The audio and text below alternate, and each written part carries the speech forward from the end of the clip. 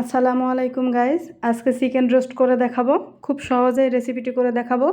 তো চলুন কথা না বাড়িয়ে আমরা রান্নায় চলে যাই। প্রথমে আমি একটা কড়াই নিয়ে নিয়েছি, কড়াইটা গরম করে নিয়েছি। এখন তেল দিয়ে দিচ্ছি পরিমাণ মতো। তেলটা গরম হয়ে গেছে, আমি এখন আগে থেকে লবণ মাখানোর চিকেনটা দিয়ে দিচ্ছি। চিকেনটা আমি ভেজে নিব। চিকেনটা হালকা ভাজা দিতে হবে, বেশি ভাজলে ভালো লাগে না খেতে।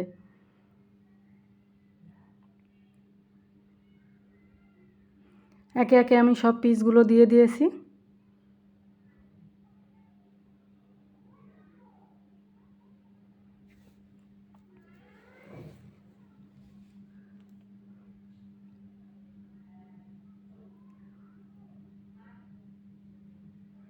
এখন আমি ভেজে নিচ্ছি।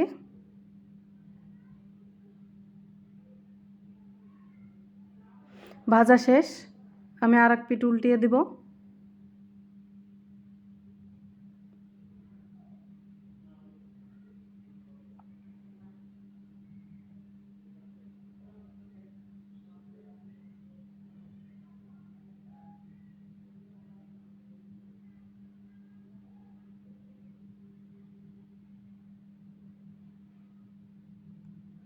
আমি এই পিঠটাও ভালো করে ভেজে নিব।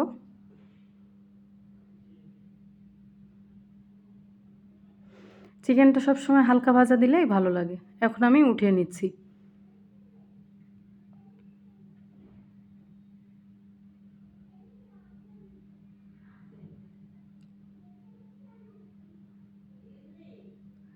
এখন আমি পেঁয়াজ কুচি দিয়ে দিচ্ছি।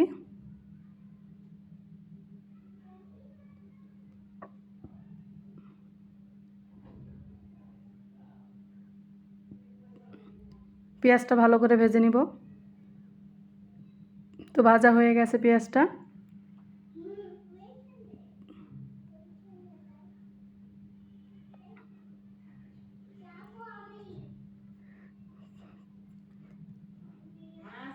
এখন দিয়ে দিচ্ছি রসুন বাটা, পেঁয়াজ বাটা,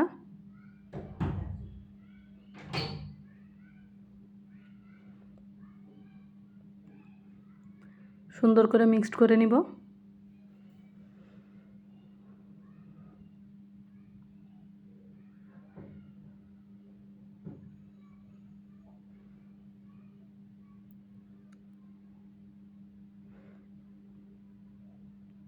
এখন দিয়ে দিচ্ছি কাঁচামরিচ ফালি এবং জিরা বাটা।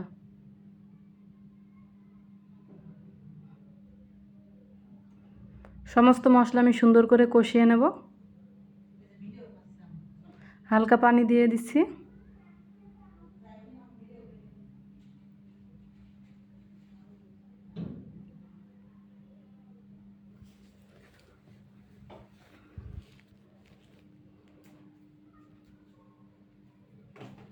দিয়ে দিচ্ছি আদা বাটা।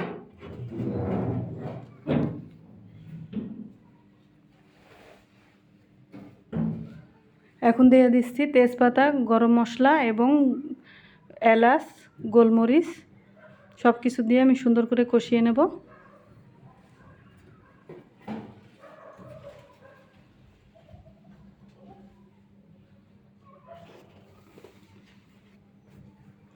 আবারও হালকা পানি দিয়ে দিলাম। পানিটা দিয়ে সুন্দর করে কষিয়ে নিতে হবে।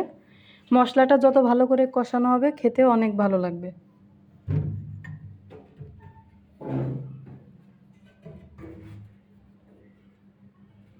এখন দিয়ে দিচ্ছি স্বাদ মতো লবণ।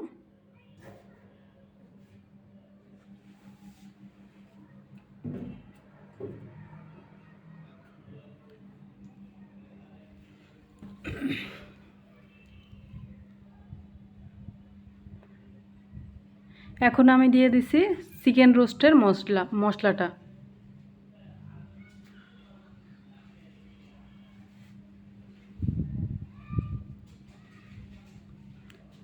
সব কিছু আমি মিক্সড করে নিচ্ছি।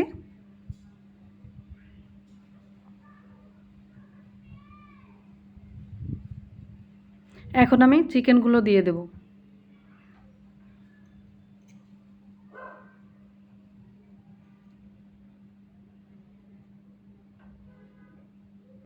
একে একে আমি চিকেনগুলো দিয়ে দিচ্ছি।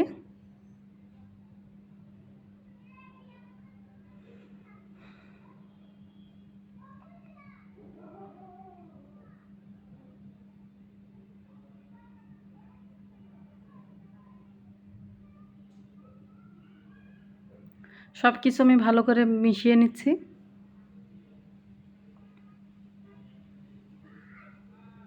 মিশানো হয়ে গেছে, এখন আমি দুধ দিয়ে দিচ্ছি।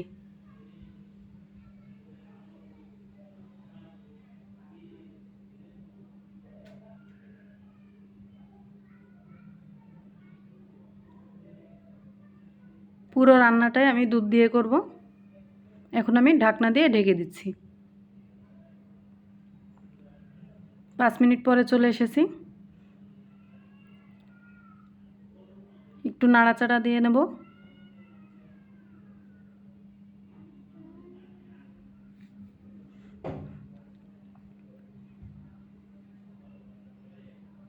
আবারও ঢাকনা দিয়ে ঢেকে দিচ্ছি।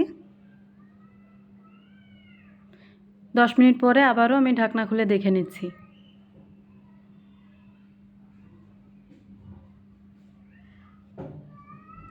ঝোলটা অনেকটাই শুকিয়ে এসেছে।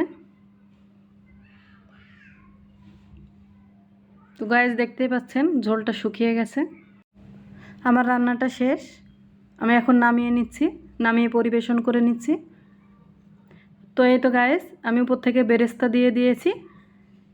এভাবে রান্না করলে অনেক ভালো লাগে খেতে। আল্লাহ হাফেজ।